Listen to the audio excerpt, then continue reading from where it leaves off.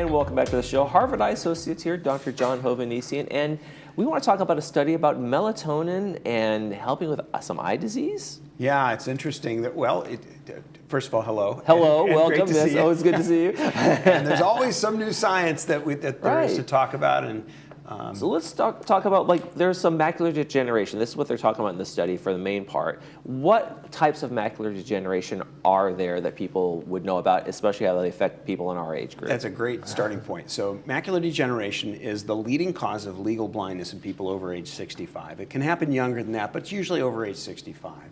And there are different forms of it. As you know, there's the dry form, which is a very slowly progressive form, for which we now have some treatments for some forms of that.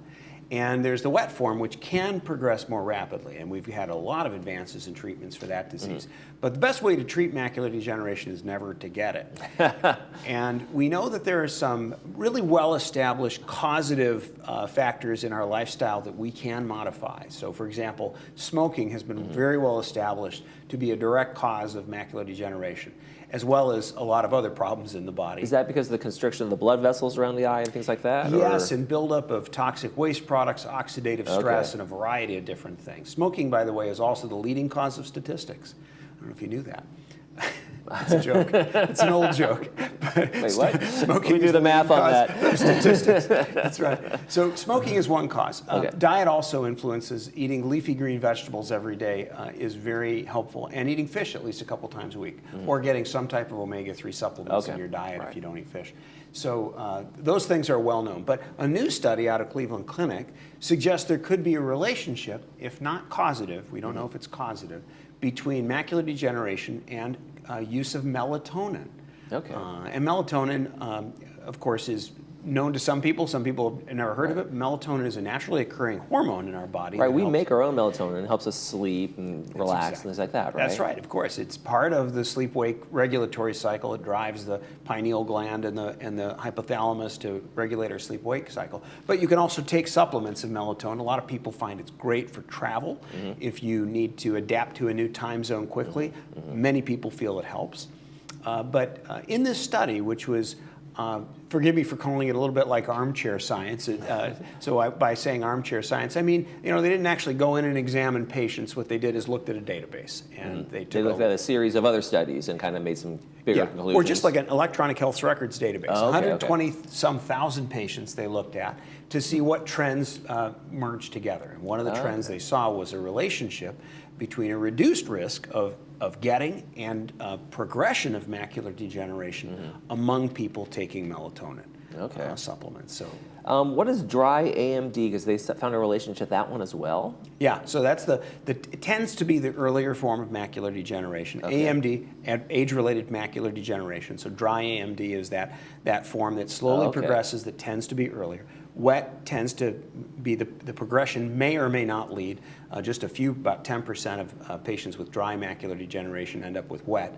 And so there was both a less incidence of dry AMD in patients taking melatonin and less progression to the wet form in patients taking melatonin. Now, does that mean that melatonin is the cause? No, it doesn't, because this type of study, they didn't have the opportunity to do the different kinds of combinations. There's no to look at what was blind causing. thing. It wasn't controlled. It wasn't prospective. It was just a snapshot of a large cohort of patients to say what went together. So we're not looking at melatonin, at least right now, not as any kind of treatment. At this point, we don't have enough information to say it's a treatment. We could probably say it's probably not harmful. But a good example is a number of years ago, there was a study looking at vitamins and longevity. And the study found that people who take vitamins, supplements, dietary supplements, tend to live longer. Great. But it turns out it's not because of the dietary supplements. If you control for the other behaviors that go along with taking dietary supplements, people who take them tend to take better care of themselves. I was going to say they probably eat better, they exercise more, and they're on that health side of things. That's right. So the supplements didn't actually cause people to live any longer, according to that study. And it's sort of emblematic of what we're talking about here. You can draw conclusions from a relationship that may not be a causative relationship. Yeah, correlation, causation, they're not always linked in that term. So says a well-educated man. Exactly right. And so, we always look, when new science comes out, a good study, it answers certain questions. Is there a relationship? Yes. But it also poses other questions. Is it a causative relationship? And that we don't know. And so Right. further studies needed. Yeah, and I mean, on the other side of this, I know you're not a sleep doctor, but I've heard the things about, hey, sometimes people are taking too much melatonin, and there's so many, we don't really know exactly how much you need to get that good sleep, and you're going to take these gummies or that kind of thing. You can kind of overdo it, so that's a danger there too. Yeah, if you look at the, the stores where they sell melatonin, they'll sell doses anywhere from 50 micrograms to 3 milligrams. I mean, that's more than 10 times. It's a giant leap. Yeah, that's right. It's a large increase in in dosage. And which one is right? Which one did patients take in the study? The study doesn't know because they just looked at codes that indicated the patients took that supplement, not what dose they took. So this study was published in JAMA, the Journal of the AMA Ophthalmology, JAMA Ophthalmology, just I think last month out of Cleveland Clinic. So those who are scientifically inclined can look it up and learn more about it. But we don't yet know all the implications, but it's certainly interesting. Yeah, probably lead to more studies to come in that area then, right? Okay. That's right. Exactly. So if people want to, we're not talking about melatonin as a treatment, so if people want to say, I'm concerned about macular degeneration, it's in my family, it's in my, my genetics maybe, what should people be doing right now in terms of prevention? So first, it's great to get an eye exam. And usually it requires a good look at the back of the eye. Usually that means dilated eye exam. That can be done by an optometrist as well as an ophthalmologist. There are many great eye doctors in the community here near the village who can do that for you. And I say that first because for most of our patients, it ends up giving them reassurance that at least at this point, you may have a family history of macular degeneration, but you don't have it now. Right. And so don't worry and don't panic. What can you do? Just like preventing heart disease and lung disease, take good care of yourself. Try to get sleep. Try to eat right. Eat a salad every day. Leafy greens are great. If you do that, if you eat fish a couple times a week or take some omega-3 supplements, it doesn't have to be a brand of supplements that's expensive or one that says it's for macular degeneration. Just take some supplements if you can't get it in your diet. And be happy and enjoy life because really that also influences the progression of disease. It also reduces oxidative stress that's known to cause diseases like That's what I was macular going to ask. degeneration. Can stress really lead to something? If you're stressing about that, can you actually lead to hypertension and things in the eyes going on? Yeah, absolutely. We don't have well-done studies that quantify that. It's kind of hard to quantify stress, but a number of studies have been done on heart disease and other. We certainly know type A personalities.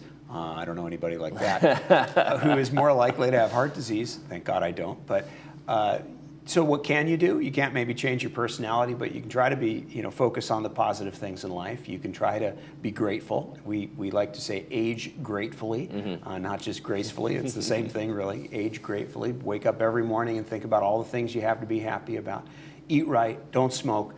Outside, wearing sunglasses may help a little bit. When it's full sun outside, UV light does cause some stress on the retina that can contribute to macular degeneration. So having some good UV protecting, UV 400 protecting sunglasses that have a little wraparound design, they don't need to be expensive. They can be simple. You can get them at CVS, but make sure they're UV 400, and not all of them are labeled that way. And of course, any optometrist or ophthalmologist, certainly Harvard Eye has a great selection of sunglasses and all kinds of fashionable styles that you can invest in if you so choose. But take care of your eyes by protecting from UV, eat right, don't smoke, and be a happy person. Now, real quick, you mentioned there are some treatments. If we see it, if you say, okay, macular degeneration has begun in this patient, what are the latest and greatest in terms of can it be stopped, or is it to slow the progression?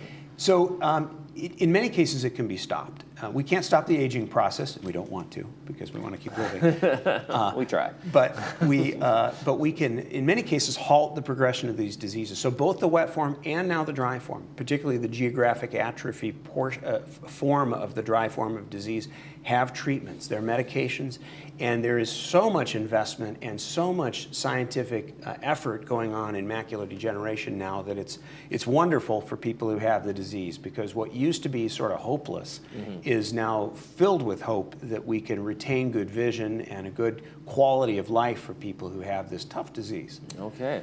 Well, we got the information on the melatonin. Don't take it just yet, but maybe more to come. Maybe we'll talk about it in a year or two. We'll be back on the same subject, and we have the actual studies. We'll be watching the journals and making some of the science as well. We publish an awful lot of science at Harvard Eye. We're proud of that as well.